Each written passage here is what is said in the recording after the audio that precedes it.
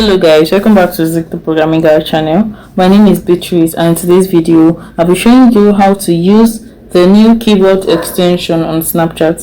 So Snapchat gave us this new feature, which is the keyboard extension. From that keyboard you can actually send stickers and jive and do lots of things with that. So I'm going to show you how to do that. So first thing, you have to open up your Snapchat app like this and click on profile right there, and you can see settings. Click on your settings and you need to search.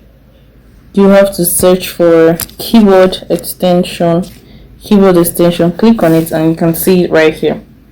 You can see the one that's already. So now you have to click on open settings right there.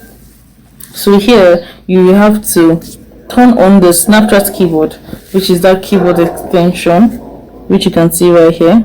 Turn that on and you can see this input method may be able to collect all your text that you have typed, including personal data like password, credit card numbers. It comes from the app Snapchat. Would you like to impute this method? And you can just click on OK, and after a reboot, this app can't start until you unlock your phone. Okay, so you can see right there. So after doing this, you come back and choose whether it's your Samsung. So you have to choose English because it's Snapchat keyboard. Click on that and voila, it's all set. You can send your emoji stickers and costume stickers, jive, and many more. So let's go try that out with our keyboard. Let me just use this right here. You can see the picture, like how it's looking.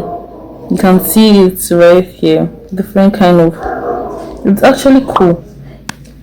So if this guide was helpful, give this a thumbs up and equally subscribe to get more helpful tips like this. Thanks for watching guys. I'll see you in my next video. Bye.